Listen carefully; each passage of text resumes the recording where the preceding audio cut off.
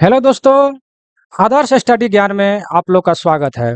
आज हम लोग बिहार लाइब्रेरियन भर्ती 2025 में आने वाले टॉप 50 क्वेश्चन का आज हम लोग डिस्कस करेंगे।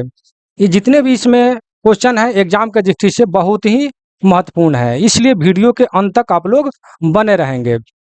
आज मैं प्रत्येक क्वेश्चन को पूरा डिटेल में बताने वाला हूँ, इसलिए वीडियो के अंत तक आप लोग बने रहेंगे।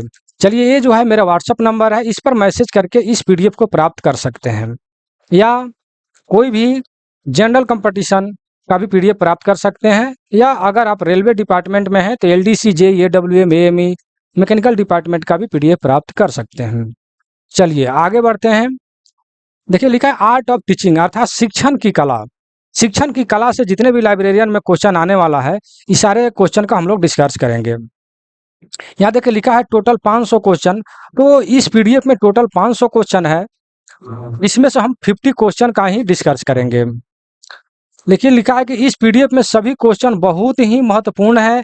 इस पीडीएफ को एग्जाम के दृष्टि से तैयार किया गया है।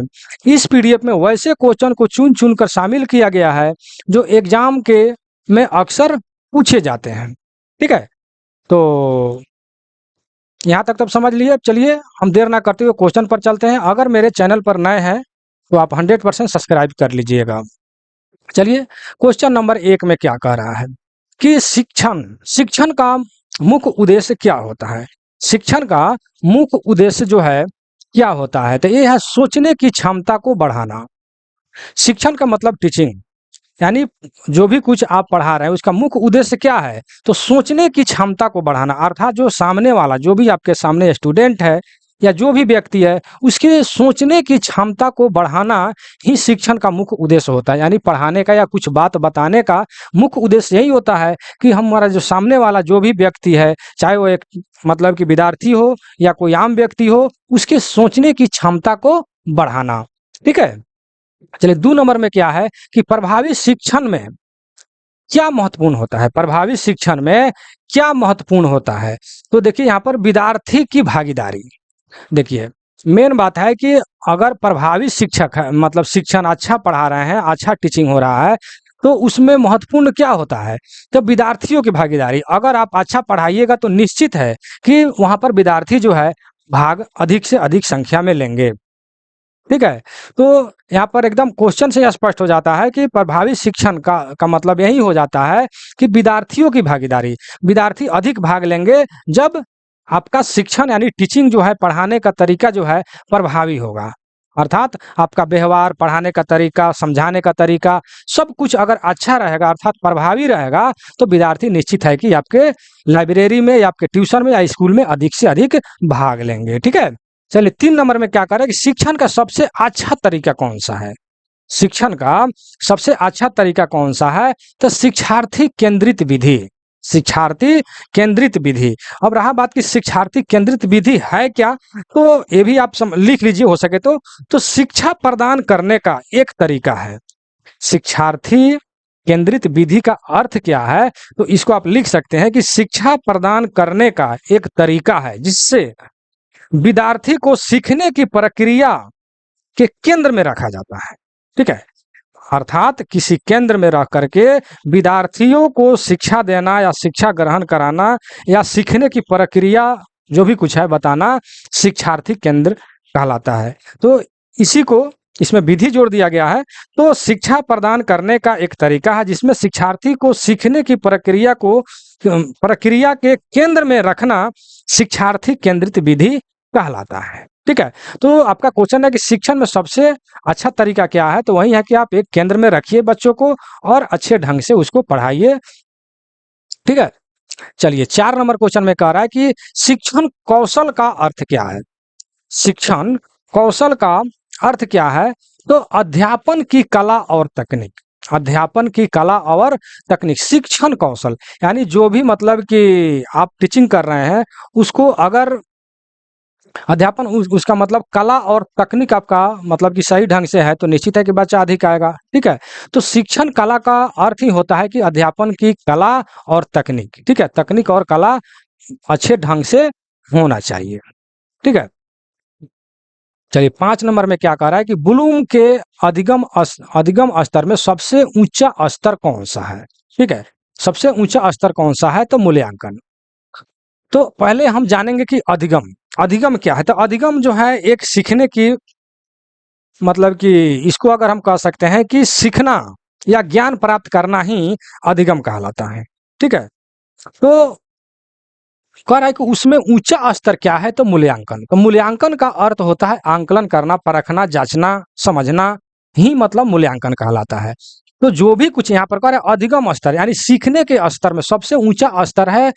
जो भी चीज आप सीखने जा रहे हैं उसको मूल्यांकन करना, अर्थात उसको समझना, परखना, तब जाकर के उस चीज को सीखते हैं। ठीक है, इसीलिए इसका आंसर डी हो जाएगा। सबसे ऊंचा स्तर मतलब कोई भी ठेठ भाषा में समझाए तो कोई भी चीज अगर सीखने जा रहे हैं तो पहले उसको तो समझिएगा ना कि हम क्या सीखने जा रहे हैं, या जो सीख रहे हैं वो सही सीख रहे हैं या नहीं। तो इसीलिए सबसे पहले जरूरी है मूल्यांकन। उसको आंकलित कर लीजिए, समझ लीजिए, बुझ लीजिए, परख लीजिए। कोई भी देखते हैं, कोई भी स्टूडेंट अगर कोई नए ट्यूशन में जाता है तो 2-4 दिन पढ़ने जाएगा, उसको पहले देखेगा कि हाँ ठीक है, शिक्षक ठीक से पढ़ा रहे हैं या जो हमको पढ़ना है वहां पर वो चीज पढ़ाया जा रहा है कि नहीं, तब जाकर के उस ट्यूशन में या स्कूल में वो रुकता है। ठीक है, तो इसीलिए सबसे पहले मूल्यांकन अर्थात उसको सोचना समझना सबसे ऊंचा स्तर पर रखा गया, यानी प्रथम में। ठीक है, चलिए 6 नंबर में है कि शिक्षण का प्रथम चरण क्या होता है? ठीक है, तो प्रथम चरण क्या होता है? तो शिक्षण उद्देश्यों की स्थापना। शिक्षण मतलब कि टीचिंग, जो भी आप मतलब कि टीचिंग करने जा रहे हैं, पढ़ाने जा रहे हैं, तो कहने का तात्पर्य है कि आपको ये सोचना होगा कि जो चीज हम काम करने जा रहे हैं शिक्षण की प्रक्रिया में, तो उसका पहले उद्देश्य जो क्या है, उस उद्देश्य का स्थापना पहले कीजिएगा, तब जाकर के उस काम को कीजिएगा। चाहे वो शिक्षण है या कोई भी काम हो, कोई भी काम अगर करने जा रहे हैं तो पहले हम देखेंगे कि हम किस उद्देश्य से काम करने जा रहे हैं, और जिस उद्देश्य से हम काम करने जा रहे हैं पहले उस उद्देश्य की स्थापना करेंगे, तब जाकर के उस काम की हम शुरुआत करेंगे। ठीक है, इसीलिए शिक्षण का प्रथम चरण है शिक्षण उद्देश्यों की स्थापना। 7 नंबर में क्या है कि शिक्षण में फीडबैक का उद्देश्य, फीडबैक का उद्देश्य क्या होता है? ठीक है, तो पहले हम जानेंगे कि आखिर फीडबैक पहले क्या है, तब जाकर के आंसर हमको मिल जाएगा। ठीक है, तो किसी व्यक्ति के काम, प्रदर्शन या व्यवहार पर दी गई प्रक्रिया जिसका उद्देश्य उस व्यक्ति को बेहतर बनाने में मदद करता है। क्या बनाने में? बेहतर बनाने में। बेहतर का मतलब ये हो गया कि सुधार करने में मदद करता है, उसी को हम लोग फीडबैक कहते हैं या उसका उद्देश्य होता है। ठीक है, फिर से मैं रिपीट करता हूं कि किसी व्यक्ति के काम, प्रदर्शन या व्यवहार पर दी गई प्रतिक्रिया जिसका उद्देश्य उस व्यक्ति को बेहतर बनाने में मदद करता है या सुधारने में मदद करता है, उसी को हम फीडबैक कहते हैं। इसीलिए इसका आंसर बी नंबर हो जाएगा, सुधार, यानी अर्थात फीडबैक का अर्थ ही होता है सुधार करना। ठीक है, चलिए 8 नंबर क्वेश्चन में हम देखते हैं कि कौन सी विधि शिक्षार्थी केंद्रित होता है? कौन सी विधि जो है शिक्षार्थी केंद्रित होता है? तो परियोजना विधि। ठीक है, परियोजना विधि। तो देखिए, एक होता है परियोजना कार्य, एक होता है परियोजना कार्य। तो परियोजना कार्य का अगर अर्थ हम बताएं तो किसी भी विशेष कार्य को, मतलब मुख्य कार्य को योजनाबद्ध तरीके से किए गए कार्य को परियोजना कार्य कहते हैं।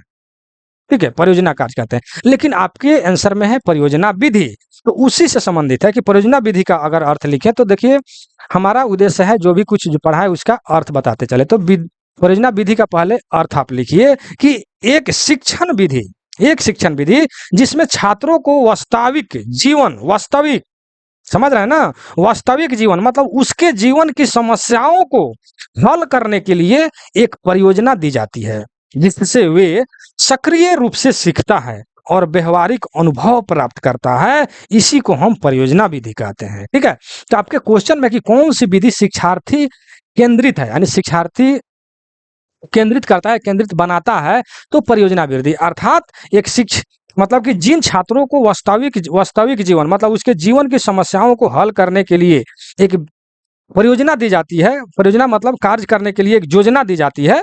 ठीक है, जिससे वे सक्रिय रूप से सीखे, माने एक्टिव होकर के सीखे, ठीक है ना, सक्रिय होकर के मन लगा करके सीखे और व्यवहारिक अनुभव प्राप्त करे, इसी को मतलब परियोजना विधि हम कहेंगे। ठीक है, चलिए नेक्स्ट क्वेश्चन 9 नंबर में क्या करें, शिक्षण में अनुशासन का महत्व। देखिए अनुशासन का क्या महत्व है, शिक्षण ही क्या किसी भी मामले में अनुशासन का बहुत ही महत्व होता है।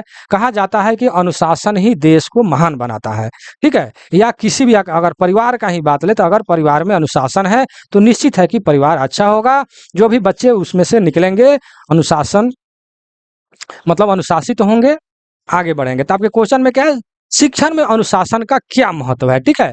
तो शांतिपूर्ण वातावरण, एकदम सीधा आंसर है, शांतिपूर्ण वातावरण। जहां पर अनुशासन रहेगा शांतिपूर्ण रहेगा, ठीक है ना। जहां पर अनुशासन रहेगा शांतिपूर्ण रहेगा, अनुशासन नहीं रहेगा तो क्या होगा, झगड़ा होगा, कोई किसी का बात नहीं मानेगा, ठीक है ना। तो इसीलिए वहां पर शांतिपूर्ण वातावरण रहेगा जहां पर अनुशासन रहेगा। तो 10 नंबर क्वेश्चन क्या कर रहा है कि कौन सी विधि लाइब्रेरी यूजर्स को सक्रिय रूप से सम्मिलित करता है। तो गतिविधि आधारित, गतिविधि आधारित। तो गतिविधि आधारित अगर गतिविधि है कोई भी काम में तो उसमें बाकी लाइब्रेरी यूजर्स को, जो भी लाइब्रेरी में यूज कर रहे हैं उसको सक्रिय करेगा, अर्थात एक्टिव करेगा।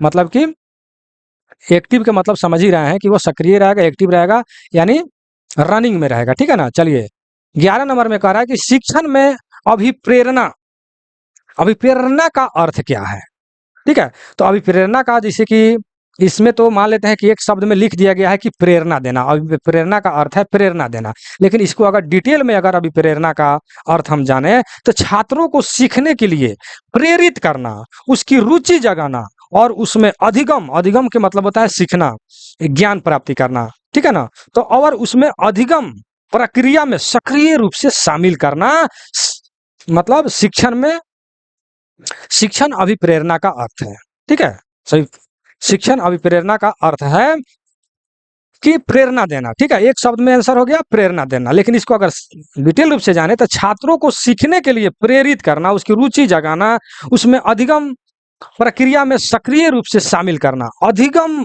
प्रक्रिया मतलब सीखने की प्रक्रिया में मतलब कि शामिल करना ही अभिप्रेरणा का अर्थ होता है, ठीक है। इसीलिए इसका आंसर हो जाएगा प्रेरणा देना, ठीक है। नेक्स्ट क्वेश्चन पर चलते हैं, क्वेश्चन नंबर 12, ठीक है। 12 में क्या करें कि प्रभावी शिक्षण के लिए सबसे आवश्यक क्या है। सबसे पहले क्या आवश्यक है, तो अच्छा संवाद।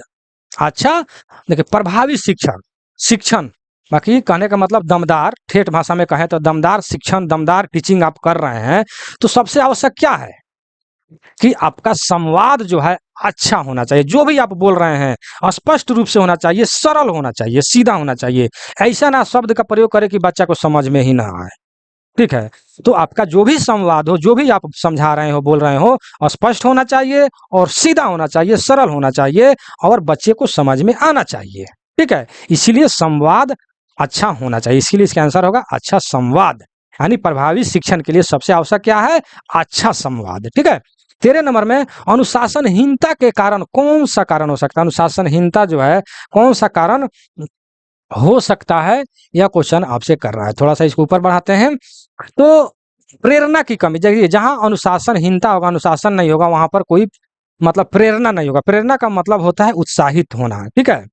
कोई भी चीज जानने की इच्छा होना, इसी को प्रेरणा कहते हैं। तो मान लेते हैं जहां पर कोई अनुशासन ही नहीं होगा, मान ले लाइब्रेरियन का हम क्वेश्चन पढ़ रहे हैं, तो जिस लाइब्रेरी में अनुशासन नहीं होगा, जो भी स्टूडेंट होगा एक दूसरे से बातचीत कर रहे हैं कि कोई किसी से मतलब कि पढ़ने का कोई च्वाइस नहीं है, जो भी कुछ है, तो वहां पर अनुशासन नहीं है तो वहां पर क्या होगा, प्रेरणा की कमी होगा। कोई बच्चा वहां सीखने की जिज्ञासा नहीं होगा, उत्साहित नहीं होगा, ठीक है। इसलिए प्रेरणा की कमी है, इसका आंसर हो जाएगा। 14 नंबर में कह रहा है कि शिक्षण का उद्देश्य केवल ज्ञान देना ही नहीं बल्कि क्या करना है, प्रेरित करना, प्रमाणित करना, मन लगाना, उपदेश देना। तो ये होगा प्रेरित करना, इसका सही आंसर होगा। क्या होगा, प्रेरित करना। शिक्षण का उद्देश्य केवल ज्ञान देना, मान ली ज्ञान केवल दे रहे हैं, किताबी ज्ञान दे रहे हैं और प्रेरित नहीं कर रहे हैं, प्रेरित मतलब उसको उत्साहित अगर नहीं कर रहे हैं तो शिक्षण जो है आपका टीचिंग सही नहीं है। उसको बड़े बड़े महापुरुषों का नाम लेकर के, ऐसे ऐसे महापुरुष का नाम लेंगे जिन्होंने बहुत कठिन परिस्थिति में कठिन प्रयास करके आगे बढ़ा है, वैसे वैसे व्यक्ति का नाम ले करके तब जाकर के उस बच्चों को हम समझाएंगे, तब जाकर के वो बच्चा उत्साहित होगा, अर्थात प्रेरित होगा। अर्थात ज्ञान देना ही नहीं बल्कि प्रेरित करना भी शिक्षक का काम होता है, ठीक है। चलिए हम नेक्स्ट क्वेश्चन पर चलते हैं। क्वेश्चन नंबर 15 कह रहा है कौन सी शिक्षण विधि समस्या समाधान पर आधारित है।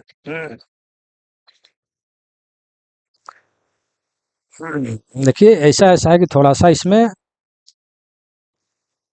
होन भी आ जाता है। चलिए तो 15 नंबर में क्या कह रहा है कि कौन सी शिक्षण विधि समस्या समाधान पर आधारित है। ठीक है, तो इसको थोड़ा सा ऊपर बढ़ाते हैं। तो समस्या आधारित शिक्षण, ठीक है, समस्या आधारित शिक्षण। आपके क्वेश्चन में कौन सी शिक्षण विधि समस्या समाधान पर आधारित है, तो समस्या आधारित शिक्षण मतलब कि कोई भी समस्या उस पर अगर शिक्षण देते हैं वही समस्या आधारित शिक्षण कहलाएगा। चलिए 16 नंबर क्वेश्चन में क्या कह रहा है कि सीखना एक प्रक्रिया है। तो बात सही है कि सीखना एक प्रक्रिया है, तो फिर कैसा प्रक्रिया है, तो सतत माने लगातार सीखिए। कोई भी चीज अगर लगातार सीखते हैं तो मतलब कि अच्छा रहता है, आपको समझ में आएगा, जल्दी टेकअप कर पाइएगा। तो सीखना एक प्रक्रिया है, कैसा प्रक्रिया है, तो सतत मतलब कि लगातार जो है सीखना एक सीखने की प्रक्रिया है। ठीक है, चलिए 17 नंबर में कौन सा घटक शिक्षण प्रक्रिया में नहीं आता है। शिक्षण प्रक्रिया में नहीं आता है तो सोना। ठीक है, शिक्षण प्रक्रिया में अगर मान लेते हैं टीचिंग कर रहे हैं और उसी में मतलब कि झपा भी रहे हैं, मतलब कि झपकी भी ले रहे हैं, ठीक है, तो यह शामिल नहीं है। ठीक है, आपको हम तब क्या कहें, आजकल के टीचर जो हैं विशेष करके हम वही उसी पर मतलब कि हैं कि बच्चे को ये पढ़ो वो पढ़ो ऐसे करो वैसे करो दे दिया, अपने कुर्सी पर बैठ गए और झपकी लेने लगे। ठीक है, तो कहने का तात्पर्य यह है कि इसमें जो है शिक्षण प्रक्रिया में सोना जो है झपकी लेना यह जो है नहीं आता है शिक्षण के प्रक्रिया में। ये तो सीधी बात है, आप लोग भी समझ जाएंगे। शिक्षण कौशल का सबसे महत्वपूर्ण हिस्सा क्या है। सबसे महत्वपूर्ण हिस्सा यह पूछ रहा है कि शिक्षण कौशल का सबसे महत्वपूर्ण जो है हिस्सा क्या है, तो संवाद कौशल। ठीक है, संवाद कौशल, कौशल मतलब ज्ञान। ठीक है, संवाद करने का, बोलने का तरीका, सब कुछ का अगर ज्ञान आपके पास ज्यादा है तो आपका शिक्षण जो है प्रभावी होगा। ठीक है, बच्चे ज्यादा आपके पास आएंगे, आकर्षित होंगे आपके लाइब्रेरी या ट्यूशन या स्कूल। ठीक है ना, तो शिक्षण कौशल में सबसे महत्वपूर्ण है संवाद कौशल, यानी बात करने का शैली जो है अच्छा होना चाहिए। 19 नंबर में कह रहा है शिक्षण में मूल्यांकन का कार्य है। देखिए मूल्यांकन का फिर मैं बार बार बताता हूं कि मूल्यांकन का अर्थ होता है जांचना, परखना, मापना। ठीक है, तो शिक्षण में मूल्यांकन का अर्थ क्या होता, मतलब कि कार्य क्या है, तो सीखने की जांच। मान लेते हैं कि कोई भी चीज आप सीखने जा रहे हैं, जब तक आप मूल्यांकन नहीं कीजिएगा तो कैसे सीखिएगा। ठीक है, कि जिस हम ट्यूशन में जा रहे हैं, जिस सब्जेक्ट के लिए जा रहे हैं या लाइब्रेरी में जा रहे हैं, वो मेरा उद्देश्य पूरा हो रहा है कि नहीं हो रहा है, पहले उसको मापिएगा, आंकलन कीजिएगा, मूल्यांकन कीजिएगा, तब भी तो वहां जाइएगा। ठीक है, इसीलिए मूल्यांकन का कार्य है सीखने की जांच, मतलब जो भी सीख रहे हैं उसको पहले हम जांच करेंगे। ठीक है, चलिए 20 नंबर क्वेश्चन में क्या कह रहा है कि किस शिक्षण विधि में छात्र स्वयं कार्य करते हैं। किस विधि में, तो प्रयोगशाला विधि में। कोई भी प्रयोगशाला में जाइए, चाहे वो विद्यार्थी हो या टीचर हो, चाहे जो भी कुछ हो, प्रयोगशाला में कोई भी काम स्वयं करना पड़ता है, स्वयं करके देखा जाता है। मान लेते हैं टीचर जो है क्लास में समझा दिए, लेकिन प्रयोगशाला में जाते हैं तो उसको स्वयं करते हैं। ठीक है, तो कह रहा है किस शिक्षण विधि में छात्र स्वयं कार्य करते हैं, तो प्रयोगशाला विधि में। प्रयोगशाला में जाकर के वो लोग स्वयं कार्य करते हैं मेरे भाई मेरे दोस्त। चलिए यहाँ तक वीडियो में बने हैं तो बहुत बहुत धन्यवाद। आप एक बार सब्सक्राइब, अगर नए हैं तो सब्सक्राइब 100% कर लीजिए और कम से कम 5 आदमी को सब्सक्राइब, क्या बोल दिए, मतलब शेयर कर दीजिए और बोल दीजिए कि वो भी सब्सक्राइब कर लें, क्योंकि मैं इतना चिल्ला चिल्ला कर पढ़ा रहा हूँ। आप कम से कम इतना मेहनत हम कर रहे हैं तो कम से कम इतना तो आप कर सकते हैं। ठीक है, तो कम से कम शेयर जरूर कर दीजिएगा और मेरे व्हाट्सएप नंबर पर मैसेज जरूर कीजिएगा, आपको पूरी तरह से हेल्प भी किया जाएगा। ठीक है, चलिए 21 नंबर क्वेश्चन में क्या कह रहा है कि पुस्तकालय में शिक्षण में कौन सा संसाधन जो है मतलब कि प्रभावी है, यह क्वेश्चन कह रहा है। ठीक है, तो क्या कह रहा है, बी नंबर में पुस्तकें, पुस्तकालय में शिक्षण में कौन सा संसाधन प्रभावी है, तो पुस्तकें। दिख, ठीक है, तो कहने का तात्पर्य है कि पुस्तकालय में पुस्तक रहेगा तब तो बच्चा पढ़ेगा। ठीक है, तो संसाधन, संसाधन माने साधन हुआ। ठीक है, तो पुस्तक उसमें तो होना अनिवार्य है, तो सीधी सी बात है। पुस्तकालय में शिक्षण में कौन सा संसाधन प्रभावी है, तो पुस्तक। ये ना कि प्रश्न कैलेंडर, ऐसा नहीं है। बी नंबर होगा, पुस्तक होना चाहिए। चलिए 22 नंबर में, शिक्षण प्रक्रिया में उद्देश्य क्या होता है? शिक्षण प्रक्रिया में उद्देश्य क्या होता है? तो परिणाम स्पष्ट करना, ठीक है। शिक्षण प्रक्रिया में, टीचिंग की प्रक्रिया में जो है परिणाम स्पष्ट करना। जो भी परिणाम है, जब तक टीचर उसको स्पष्ट नहीं करेगा, परिणाम का मतलब वो चाहे किसी भी चीज का परिणाम हो, कोई क्वेश्चन का ही परिणाम क्यों ना हो, कोई काम का परिणाम मतलब कि रिजल्ट, परिणाम का मतलब क्या हुआ? रिजल्ट, ठीक है। कोई भी चीज का रिजल्ट जो है स्पष्ट अगर नहीं कर रहे हैं तो शिक्षण का यानी पढ़ाने का कोई मतलब ही नहीं है, ठीक है। कोई भी क्वेश्चन को स्पष्ट कीजिए, उसका रिजल्ट दीजिए कि इसका आंसर ये होगा फाइनली, तब जाकर के वो टीचिंग का, वो पढ़ाने का उद्देश्य जो है पूरा होता है। इसीलिए इसका आंसर हो जाएगा परिणाम स्पष्ट करना, जो भी क्वेश्चन है उसका सही ढंग से आंसर को देना, ठीक है। चलिए क्वेश्चन नंबर 23, पुस्तकालय शिक्षण में गतिविधियां क्या बढ़ाती है? गतिविधियां जो है क्या बढ़ाती है? तो संज्ञानात्मक क्षमता। गतिविधि क्या बढ़ाती है? संज्ञानात्मक क्षमता। आखिर संज्ञानात्मक क्षमता है क्या, पहले इसको जानिए कि देखिए संज्ञानात्मक क्षमता उसे बोलते हैं कि सोचने, सीखने, तर्क करने और समस्याओं को हल करने की मानसिक क्षमता ही संज्ञानात्मक क्षमता कहलाता है। संज्ञानात्मक क्षमता क्या है? यह एक मानसिक मतलब कि जानकारी या क्षमता भी कह सकते हैं। इसको दूसरी भाषा में कहें तो यह एक मानसिक मस्तिष्क की वह क्षमता है जो हमें जानकारी संसाधित करने या नई स्थितियों के अनुकूल होने और अपने अनुभव से अर्थ निकालने में मदद करता है। अपने अनुभव से अर्थ निकालने में मदद करता है, यही संज्ञानात्मक क्षमता कहलाता है। दूसरे भाषा में हमने बताया, प्रथम भाषा में क्या बताया कि सोचने, सीखने, तर्क करने और समस्याओं को हल करने की मानसिक क्षमता को ही संज्ञानात्मक क्षमता कहते हैं। तो गतिविधि में जो है संज्ञानात्मक क्षमता बढ़ाता है, ठीक है। आप संज्ञानात्मक क्षमता का अर्थ जाने, ठीक है। नेक्स्ट क्वेश्चन है कि शिक्षण में सह-शिक्षण का लाभ क्या है, ठीक है। तो क्या है? साझा समझ, ठीक है। शिक्षण में सह शिक्षण, सह मतलब कि समूह में, ठीक है ना। समूह में अगर शिक्षण प्राप्त कर रहे हैं तो क्या होगा? साझा। समूह में है तो निश्चित है कि साझा कीजिएगा, तब जाकर के मतलब समझिएगा, साझा कीजिएगा एक दूसरे से, तो उससे क्या होगा? शिक्षा मतलब कि क्वेश्चन जो है, जैसे मान लीजिए 50 आदमी है वहां पर, अपने क्वेश्चन को रख रहे हैं तो एक दूसरे को डिस्कस करेगा, साझा कीजिएगा तो उसका आंसर निकलेगा, आपके समझ में आएगा।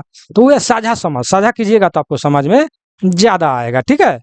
तो ये यही बात है, शिक्षण मतलब कि सह शिक्षण में ज्यादातर लाभ होता है। चलिए 25 नंबर में, लाइब्रेरियन के लिए शिक्षण का सर्वोत्तम रूप या पूछ रहा है, सर्वोत्तम रूप तो प्रशिक्षण देना, ठीक है।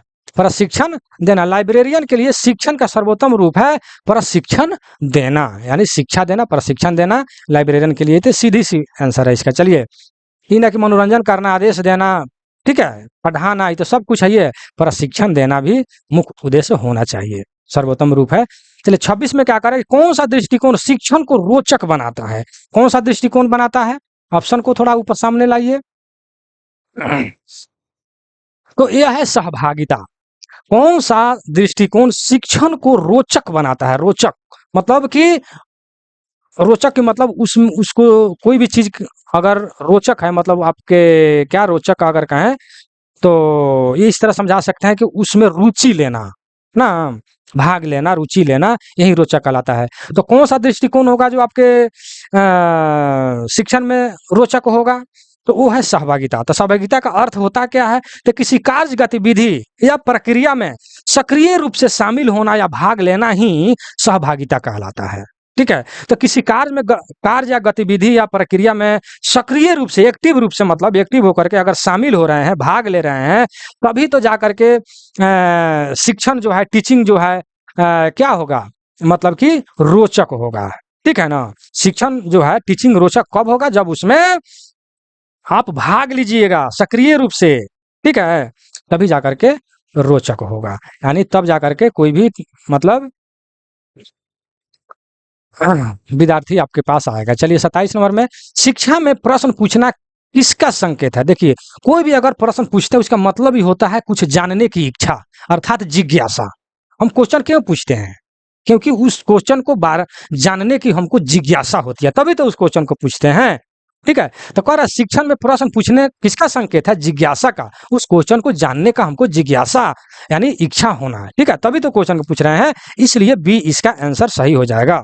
28 नंबर क्वेश्चन में क्या कह रहा है कि कौन सी विधि पुस्तकालय के छात्रों के लिए उपयुक्त है? ठीक है, तो पुस्तकालय समीक्षा, पुस्तकालय समीक्षा।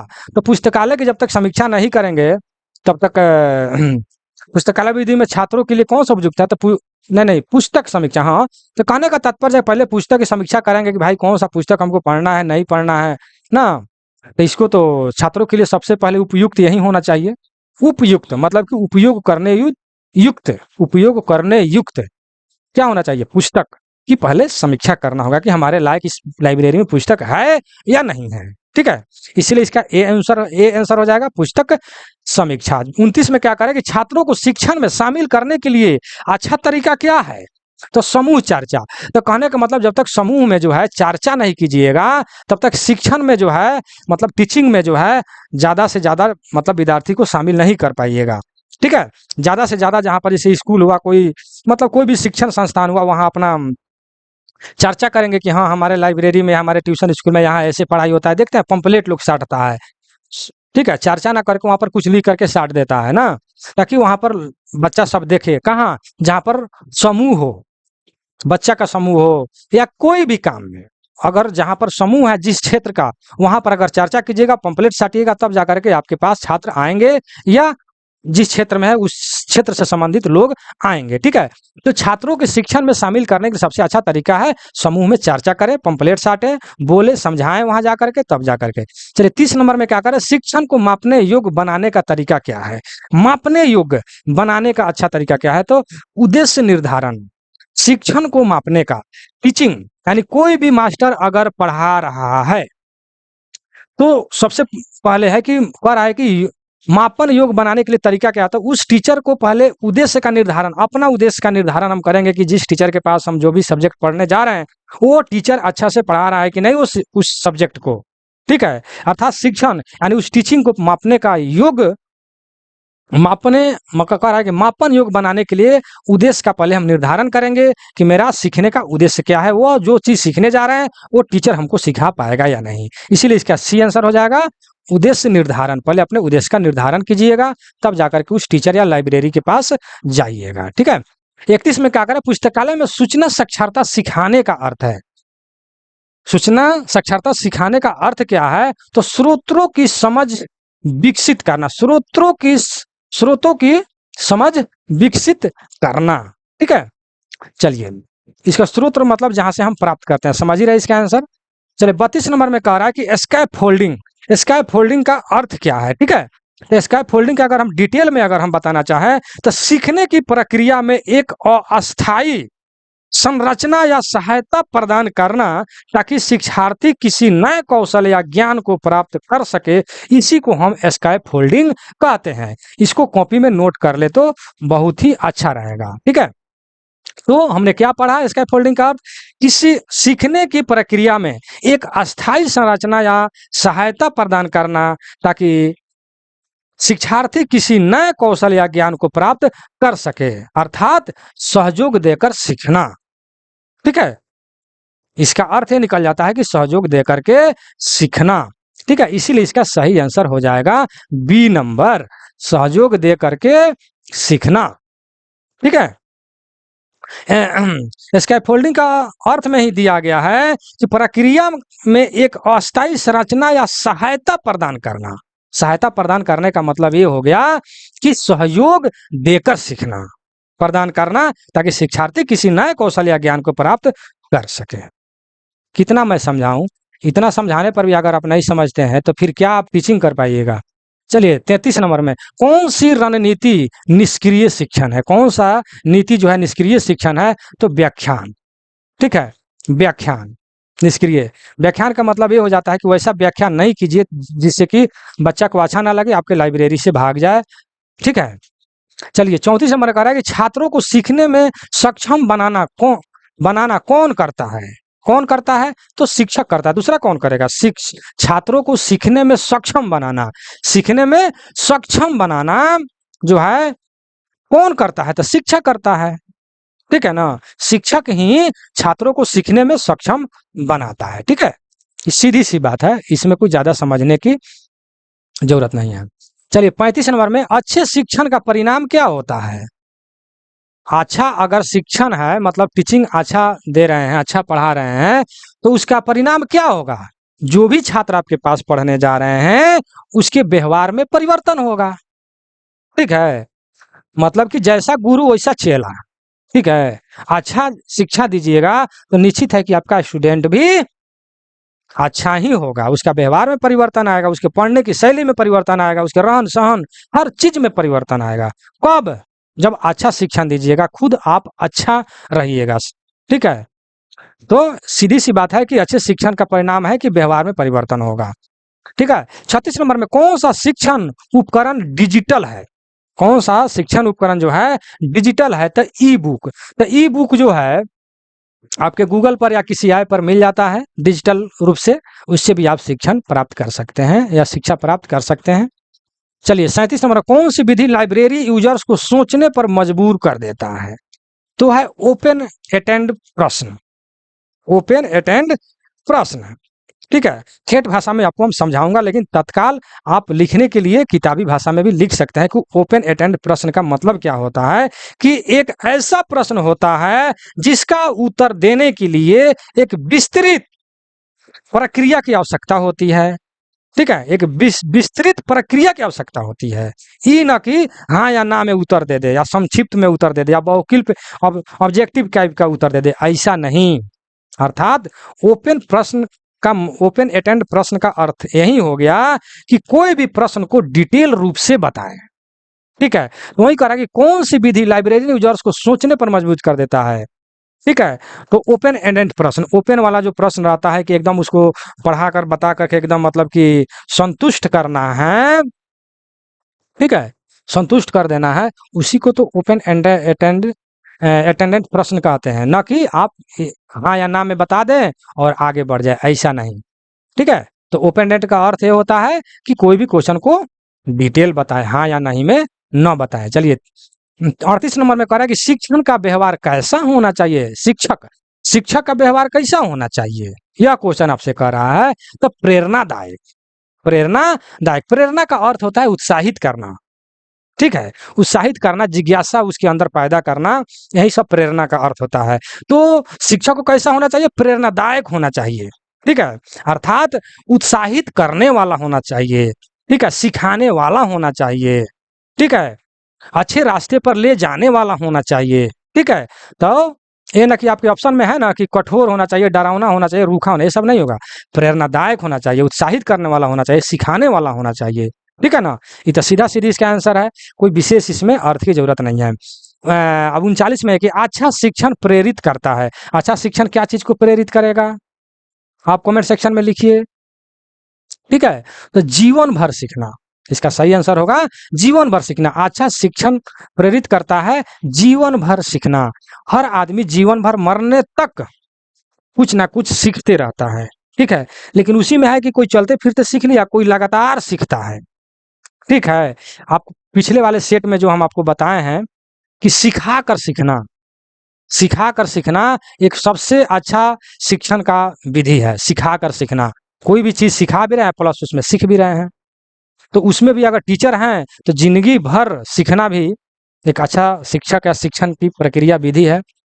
ठीक है, चलिए आगे बढ़ते हैं। 40 नंबर में कह रहा है शिक्षण प्रक्रिया में आईसीटीसी का क्या लाभ है? ठीक है, तो प्रेरक सामग्री, प्रेरक सामग्री, प्रेरक माने उत्साहित और इच्छा जगाने वाला आपके पास सामग्री, टूल्स, कोई भी सामग्री जो है होना चाहिए। किसमें?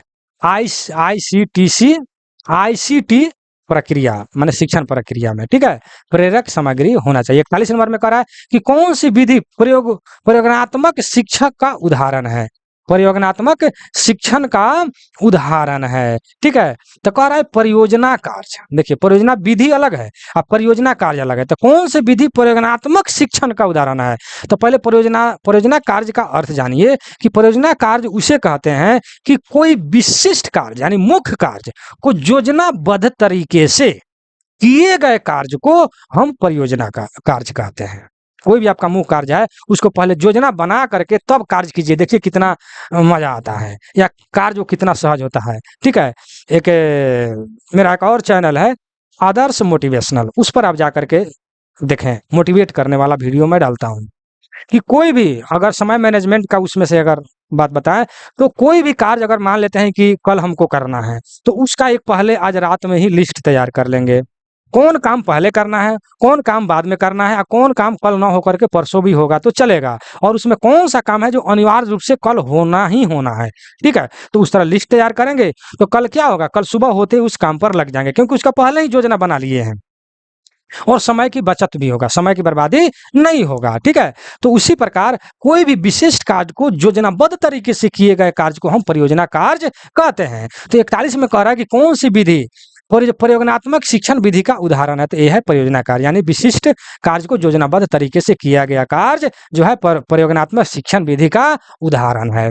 42 में क्या कह रहा है कि पुस्तकालय में पाठ्यस्तर गतिविधि क्यों करवाई की जाती है। ठीक है? तो सीखने का विस्तार, यानी सीखने का विस्तार के लिए हम लोग यह कार्रवाई की जाती है। चलिए 43 नंबर क्वेश्चन में क्या कह रहा है कि लाइब्रेरियन छात्रों को कैसे प्रेरित कर सकते हैं। लाइब्रेरियन के जो भी छात्र है उसको हम कैसे प्रेरित कर सकते हैं, तो उसको जो है पुरस्कार देकर। ठीक है? क्या? पुरस्कार देकर। जब हम पुरस्कार देंगे ना, तो बच्चा जो है उत्साहित होगा कि मैंने ये चीज पढ़ा या सीखा या सिखाया, या डिवीजन फर्स्ट सेकंड डिवीजन लाया, या अच्छा प्रदर्शन किया, तो हमको पुरस्कृत किया गया। तो अदर दूसरा बच्चा सब देखेगा तो और ज्यादा उत्साहित होगा कि हमको वैसे पढ़ाई करना चाहिए या पढ़ना चाहिए। ठीक है? तो पुरस्कृत करना जो है, पुरस्कार देना भी लाइब्रेरियन छात्रों को प्रेरित कर सकता है। चलिए 44 नंबर क्वेश्चन में क्या करें, शिक्षण में सहानुभूति का महत्व क्या है। सहानुभूति का महत्व क्या है, तो सहयोग करना। सहानुभूति, अगर सहयोग दे रहे हैं तो निश्चित है कि सहानुभूति होगा। अगर आपके दोस्त किसी भी चीज में अगर मतलब कि सहयोग कर रहे हैं, तो आपको क्या उत्साहित होएगा, सहानुभूति होइएगा और उस कार्य को कीजिएगा। इसलिए सहानुभूति में जो है सहयोग का बहुत महत्व है, इसलिए बी नंबर इसका आंसर हो जाएगा। 45 नंबर में विद्यार्थियों के लिए सर्वोत्तम शिक्षण वातावरण कैसा होना चाहिए। 45 में कि विद्यार्थियों के लिए सर्वोत्तम शिक्षण वातावरण कैसा होना चाहिए, तो शांत और प्रेरणादायक। विद्यार्थियों के लिए सर्वोत्तम शिक्षण, सर्वोत्तम, सर्वोत्तम यानी सबसे उत्तम शिक्षण वातावरण कैसा होना चाहिए, तो शांत होना चाहिए, हल्ला हुड़दंग नहीं होना चाहिए, और प्रेरणादायक होना चाहिए, जहां पर हमको सीखने का, उत्साहित होने का, हर तरह से शिक्षा मिले, प्रेरणा मिले। ठीक है? तो वैसे वातावरण होना चाहिए विद्यार्थियों के लिए। ठीक है? ये तो सीधी सी बात है, इतना चिल्ला चिल्ला कर पढ़ा रहे हैं, लेकिन आप, हम जानते हैं कि आप सब्सक्राइब भी नहीं कीजिएगा, नहीं आप क्या बोलते हैं, शेयर भी कीजिएगा, क्योंकि बोलते बोलते मेरा मुंह थक गया। चलिए 50 क्वेश्चन तक चलेंगे। 46 में क्या करें, शिक्षण में भाषा का प्रयोग कैसा होना चाहिए। भाषा का प्रयोग कैसा होना चाहिए, क्या कर रहा है, कठिन, सरल और स्पष्ट, क्षेत्रीय, जटिल। तो बी नंबर होगा, सरल और स्पष्ट। शिक्षण में जो भी कुछ आप पढ़ा रहे हैं वो जो है सरल होना चाहिए। जो भी कुछ आप भाषा बोल रहे हैं वो सरल होना चाहिए। सरल मतलब कि सीधा होना चाहिए और स्पष्ट होना चाहिए, जो कि सामने वाला आपके जो भी स्टूडेंट है समझ सके। ठीक है? आपके क्वेश्चन को समझ सके, आपके भाषा को समझ सके। ये ना कि ऐसा शब्द का प्रयोग करे कि ये सामने वाला जो भी आपके स्टूडेंट है वो समझ में ना करे, कल से फिर दोबारा आपके क्लास में ना आए, ताकि आपका बातें नहीं समझ में आता है। ठीक है? इसीलिए आपका शिक्षण में शिक्षक का भाषा सरल और स्पष्ट होना चाहिए, अर्थात ठेठ भाषा में होना चाहिए। और बिहार लाइब्रेरियन के लिए तो बिहार में तो भोजपुरी मिला जुला करके बोलना चाहिए। समझे कि नहीं समझे मेरे भाई? चलिए, कौन सी विधि प्रक्रिया सहभागिता को बढ़ावा देता है। कौन सी विधि जो है सहभागिता को बढ़ावा देता है, तो समस्या समाधान विधि। समस्या समाधान विधि। ठीक है? जो भी समस्या है उस पर अगर हम चर्चा करेंगे और उससे संबंधित अगर समस्या को बताएंगे, तो मतलब कि ज्यादा मतलब कि अच्छा रहेगा। ठीक है? इसीलिए सक्रिय सहभागिता विधि को बढ़ाता है क्या, समस्या समाधान विधि। ए नंबर 47 का ए इसका सही आंसर हो जाएगा। चलिए 48 में क्या कर रहा है कि शिक्षण में तकनीक का प्रयोग क्यों किया जाता है। शिक्षण में तकनीक का प्रयोग क्यों किया जाता है, तो संप्रेषण सुधारने के लिए। ठीक है। अगर तकनीक यानी कोई भी टेक्निक भाषा का प्रयोग करे, टेक्निकल कोई टूल्स यानी कोई सामग्री को बच्चे को सामने रख करके उस बात को समझाए, तो बच्चा क्या होता है, आकर्षित होता है, जल्दी समझ में आता है, ठीक है ना। यानी उसका कोई भी समस्या को, समाधान को सुधारने के लिए तकनीक का हम लोग प्रयोग करते हैं। चलिए 49 में पाठ योजना में आवश्यक तत्व नहीं है। जो भी कुछ पढ़ा रहे हैं उसमें क्या आवश्यक नहीं है, यह क्वेश्चन आपसे कर रहा है, ठीक है। तो ऑप्शन इसका पढ़ लीजिए, उद्देश्य सामग्री छात्रों की आय मूल्यांकन, ठीक है। तो सी नंबर में दिया है छात्रों की आय, ठीक है। तो पाठ योजना में आवश्यक तत्व नहीं है छात्रों की आय। छात्र की आय क्या है, छात्र कैसे समाज से, कैसे परिवार से आता है, कैसे कपड़ा पहनता है, उसकी आय क्या, उससे हमको क्या मतलब है शिक्षक को। मेन हमारा मतलब है कि हम किस उद्देश्य से बच्चों को यहाँ बुलाए हैं और उसको सामग्री जो है प्रदान करना, मूल्यांकन करना, ये सब होगा, लेकिन सी नंबर नहीं होगा। 50 नंबर में क्या कह रहा है, इसको थोड़ा सा ऊपर बढ़ाएं कि लाइब्रेरियन का शिक्षण भूमिका का मुख्य गुण क्या है, ठीक है। तो प्रेरक संवाद यानी प्रेरणादायक संवाद, आपको उत्साहित, जिज्ञासा, सीखने की मतलब जो भी कुछ है क्षमता बढ़ाना, इस टाइप से लाइब्रेरियन शिक्षक का ऐसा गुण होना चाहिए, ठीक है। यही 50 नंबर का सही आंसर होगा। तो हमारा यहाँ पर जो है 50 क्वेश्चन खत्म होता है और 50 क्वेश्चन का हमने एक सेट तैयार किया है। अब देखिए यहाँ पर हमने नीचा आंसर दिया है। नीचा आंसर हमने इसलिए दिया है कि आप ऊपर जितना भी हम आप वीडियो में जो क्वेश्चन देखे, इस पीडीएफ को आप प्राप्त करेंगे और जैसे एक का जैसे 1 2 3 4 5 इस टाइप से अपने कॉपी पर नंबरिंग करके ABCD अपना बनाएंगे और यहाँ से आकर के चेक कर लेंगे कि हमारा कितना सही गलत हुआ।